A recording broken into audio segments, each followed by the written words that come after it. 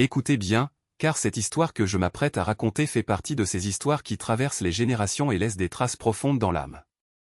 Imaginez un groupe de 80 femmes, mères, grand-mères et jeunes, unis par le même objectif, protéger leurs enfants, petits-enfants et voisins d'une menace qui approche comme une ombre noire. Ils n'avaient ni armes, ni entraînement, mais ils portaient quelque chose de bien plus puissant, le courage de ceux qui ne peuvent accepter de voir leur communauté détruite.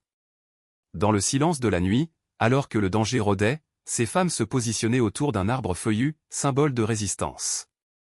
Les branches tordues ressemblaient à des bras levés en signe de protestation, et les racines, profondes comme leurs racines culturelles, soutenaient non seulement la plante, mais aussi l'espoir de ces gens. Lorsque les envahisseurs arrivèrent, ils ne trouvèrent pas une bande désorganisée, mais un mur humain, ferme et déterminé. Les cris d'avertissement ont résonné dans tout le village et ce qui aurait pu être une tragédie s'est transformé en un acte de bravoure collective. L'une d'elles, une dame au regard calme et à la voix ferme, portait dans sa poitrine la douleur d'une ancienne perte. Pendant des années, une promesse non tenue l'avait consumée ou une dette de gratitude qu'elle n'avait jamais pu rembourser. Mais à ce moment-là, lorsqu'elle a vu ses terres menacés, elle a su qu'il était temps d'agir. Les larmes aux yeux, mais sans hésitation, il a dirigé le groupe, répétant des paroles qui semblaient venir d'une époque où la foi déplaçait des montagnes, au nom de Dieu, le miséricordieux, nous ne les laisserons pas prendre ce qui nous appartient. Les jours qui suivirent furent remplis de tensions et d'incertitudes. Les femmes veillaient à tour de rôle, racontaient des histoires pour garder le moral, partageaient le peu qu'elles avaient. L'une d'elles, connue pour sa gentillesse, a raconté comment, des années auparavant, un étranger était arrivé au village affamé et malade. Sans hésitation, elle l'a accueilli, a partagé son pain et l'a soigné. L'homme, autrefois étranger, est devenu membre de la famille. Aujourd'hui, a-t-elle déclaré, nous ne savons pas qui sont ceux qui veulent nous faire du mal, mais une chose est sûre, si nous ne nous unissons pas, il n'y aura plus personne pour raconter notre histoire. Les distances semblaient alors plus grandes. 2,5 km était un voyage ardu, 3,5 km une éternité. Mais leur détermination ne connaissait pas de limite. Quand quelqu'un suggérait de battre en retraite, un autre répondait rapidement, si nous battons en retraite maintenant, qui protégera nos maisons? Qui apprendra à nos enfants à être forts? Alors, petit à petit, ils ont résisté. Certains ont essayé de les démoraliser. Ils disaient qu'ils n'étaient que des femmes, qui n'avaient pas la force d'affronter le danger. Mais ils savaient que la vraie force ne réside pas dans les muscles, mais dans la conviction. L'un d'eux, d'une voix étranglée, se souvient, mon fils est parti en ville à la recherche d'une vie meilleure. Avant de partir, il m'a dit, maman, ne les laisse pas détruire ce que nous avons construit. Aujourd'hui, je suis là pour lui, pour tous ceux qui sont partis et pour ceux qui sont encore venus. L'histoire s'est répandue comme une traînée de poudre. De village en village, on entendait parler de ces femmes qui, sans armes, avaient repoussé l'ennemi. Un jeune homme, après avoir appris ce qui s'était passé, a décidé d'enregistrer une vidéo pour documenter la résistance. Regardez, a-t-il dit, et laissez-vous inspirer. S'il pouvait le faire, pourquoi pas nous? En quelques jours seulement, des milliers de vues et des centaines de messages de soutien ont inondé les réseaux. Le message était clair, l'unité fait la force et le courage n'a pas de sexe. Mais ce n'était pas que de la gloire. Il y a eu des moments de doute, de fatigue, de peur. L'une des femmes épuisées a avoué, parfois, je pense à abandonner. Mais ensuite je me souviens des visages de mes petits-enfants et je sais que je ne peux pas échouer. Une autre femme, plus âgée, a répondu avec sagesse, la vie nous a déjà appris que les batailles les plus importantes ne se gagnent pas avec l'épée, mais avec la persévérance. Chaque jour de résistance est une victoire. Ils ont également fait face à des accusations. Certains ont dit qu'ils s'exposaient trop, qu'ils devraient se taire et accepter leur sort. Mais comment accepter l'injustice?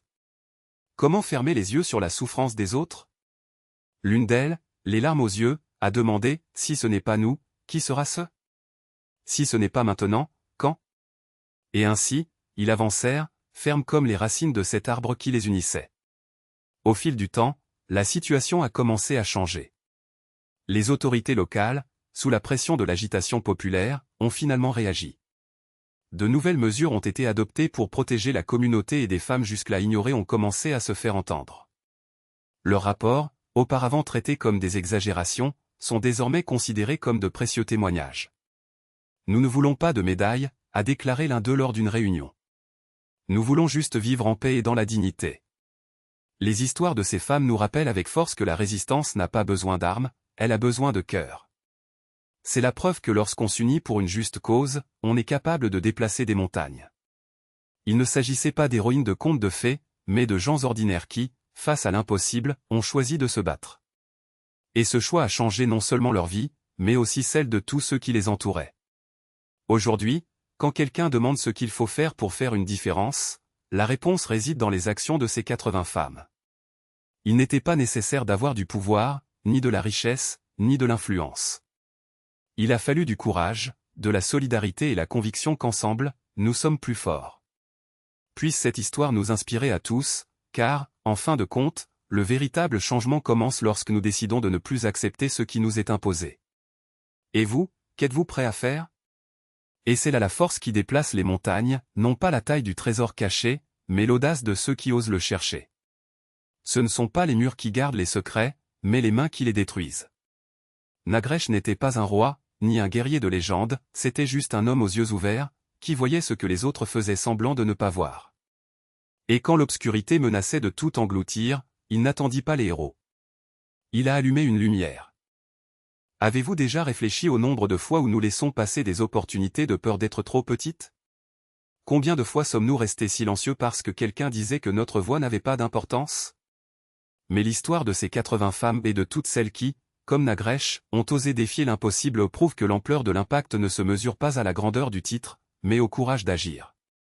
Un pas en avant, même hésitant, vaut plus que 1000 excuses pour rester immobile. Et si aujourd'hui vous vous sentez insignifiant face aux défis, rappelez-vous, même les plus grands arbres naissent de graines que personne n'a vu germer. Ce qui sépare ceux qui changent le monde de ceux qui se contentent de regarder la vie passer, ce n'est pas le pouvoir, mais la décision de ne pas accepter le silence comme réponse. Ce n'est pas de la chance, mais la persévérance de ceux qui refusent d'abandonner. Ce n'est pas l'absence de peur, mais le choix de marcher malgré elle. Alors, lorsque le doute vous murmure que vous n'êtes pas assez, répondez par l'action.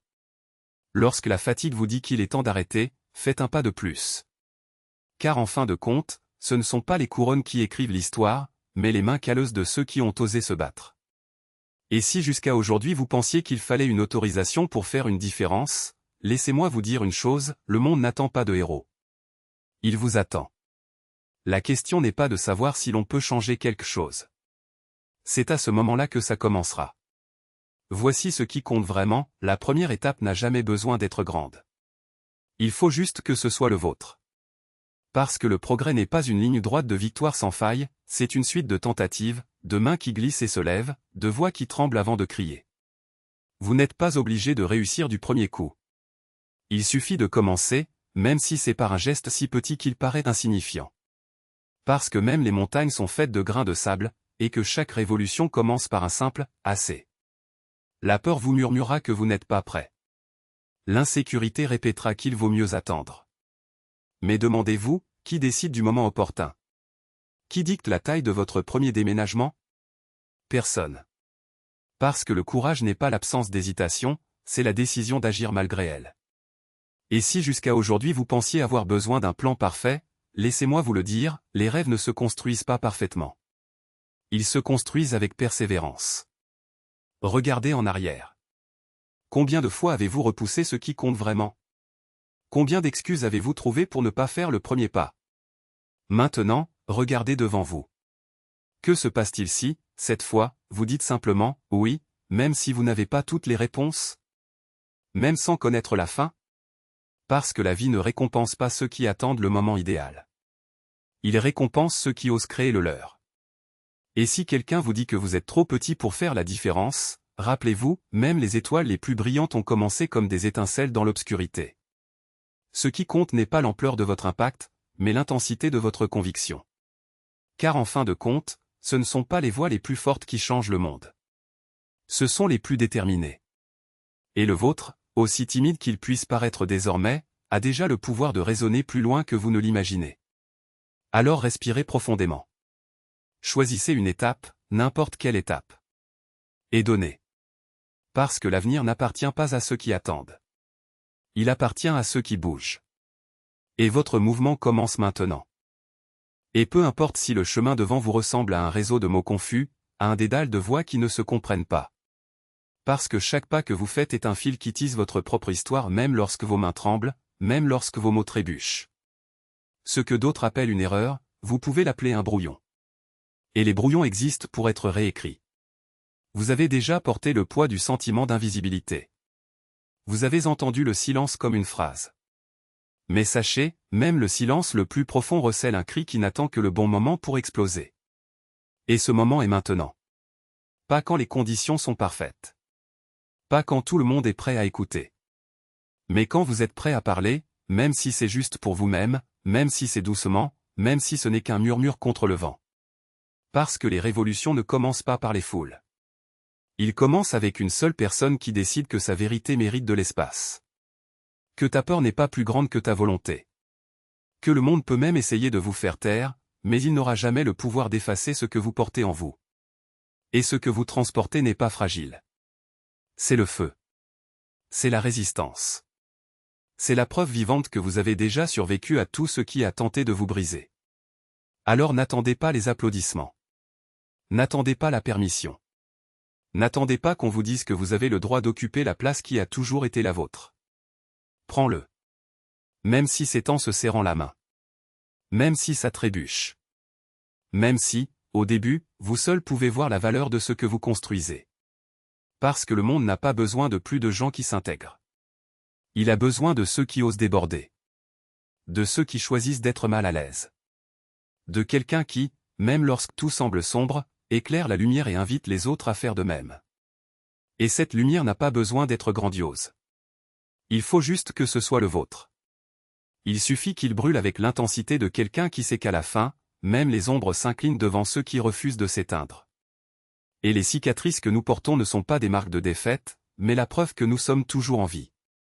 Que, même lorsque le sol s'ouvre sous nos pieds, nous apprenons à danser sur l'abîme. Parce que ce qui nous brise nous façonne aussi et chaque morceau brisé peut devenir l'argile d'une nouvelle forme, plus forte, plus sauvage, plus nôtre. Avez-vous déjà pensé que même les ténèbres les plus épaisses sont constituées de la même matière que les étoiles? Que le silence qui vous étouffe est le même qui précède le cri qui va tout changer? Il n'y a aucun vide qui ne puisse être comblé par votre voix. Il n'y a pas de chemin si long qu'il ne puisse être parcouru par vos propres pas. Et si aujourd'hui vous ne voyez que la fin, rappelez-vous, même les rivières les plus puissantes naissent d'une seule goutte qui a osé tomber. Ils diront que tu es trop petit, trop faible, trop rêveur. Mais qui a dit que la taille comptait pour mettre le feu au monde? Les révolutions ne commencent pas avec des armées, elles commencent avec quelqu'un qui refuse de baisser la tête. Avec quelqu'un qui regarde l'impossible et murmure, « Pourquoi pas moi ?» Et puis, au moment où ils s'y attendent le moins, quelqu'un se tient déjà au milieu des ruines, les mains pleines de cendres et les yeux pleins d'avenir. N'attendez pas la permission. N'attendez pas le moment parfait. N'attendez pas que quelqu'un vous dise que vous le pouvez. Parce que la seule approbation dont vous avez besoin est celle qui résonne en vous lorsque vous fermez les yeux et ressentez « Je peux le faire ». Et si aujourd'hui cet écho semble faible, c'est que vous n'avez pas encore crié assez fort.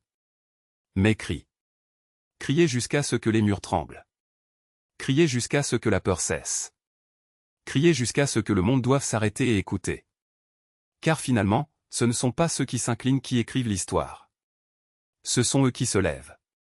Ce sont eux qui, même lorsque tout s'effondre, choisissent de construire quelque chose de nouveau avec les décombres. Et si vous lisez ceci maintenant, c'est parce qu'une partie de vous le sait déjà. Je sens déjà le feu. Vous entendez déjà l'appel. Alors respirez profondément. Remplissez vos poumons de courage. Et faites le premier pas. Parce que le seul véritable échec est de ne jamais avoir essayé. Et la seule victoire qui compte est celle que vous obtenez lorsque vous regardez en arrière et réalisez « Je n'ai pas abandonné ». Et ces yeux qui autrefois reflétaient le monde comme un miroir brisé possédaient, au fond, un éclat que ni le temps ni la poussière des jours ne pouvaient effacer. C'étaient des yeux qui avaient vu des empires s'effondrer et qui continuaient pourtant à chercher l'horizon suivant. Parce que la vérité est la suivante, ce ne sont pas les cicatrices qui définissent un guerrier, mais la façon dont il les porte comme des médailles ou des chaînes. Vous avez ressenti cela, n'est-ce pas? Ce poids dans la poitrine qui n'est pas de la fatigue, mais plutôt la conscience que quelque chose de plus grand nous attend. Quelque chose que vous seul pouvez réaliser.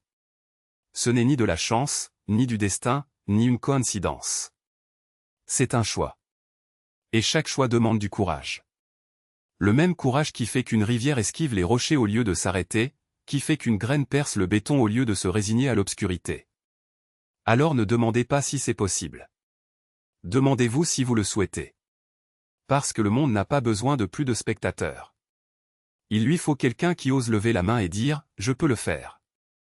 Vous avez besoin de quelqu'un qui, même lorsque tout le monde doute, sourit et répond « Regardez ».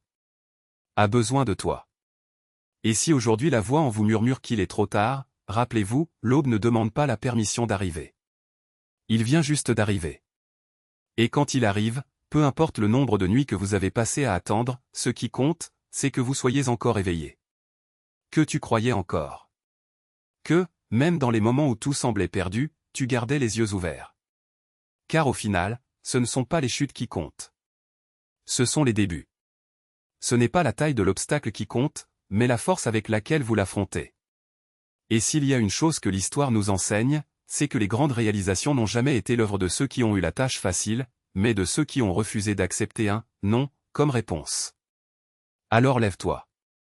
Non pas comme quelqu'un qui demande la permission, mais comme quelqu'un qui déclare à l'univers « Je suis là ». Et quand le doute surgit car il viendra, ne le nourrissez pas de peur. Nourrissez-le d'action. Avec démarche.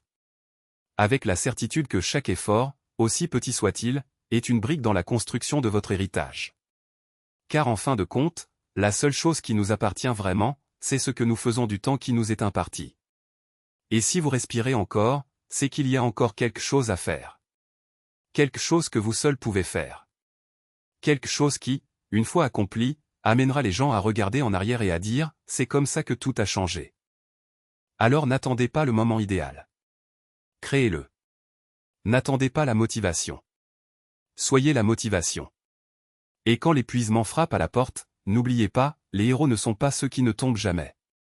Ce sont ceux qui se relèvent une fois de plus qu'ils ne sont tombés. Et toi? Combien de fois êtes-vous prêt à vous lever? Ne laissez pas le bruit du monde étouffer la voix que vous seul entendez. Celui qui murmure dans le silence du petit matin, quand tout le monde dort et que vous seul restez éveillé, faisant des projets dont personne d'autre n'oserait rêver. Parce que c'est à ce moment précis où les doutes se multiplient et les obstacles semblent insurmontables que les véritables bâtisseurs d'héritage choisissent d'aller de l'avant. Non pas à grands pas, mais avec l'entêtement de quelqu'un qui sait que chaque petit effort est une brique dans le mur de l'impossible. Ils diront que vous êtes fou.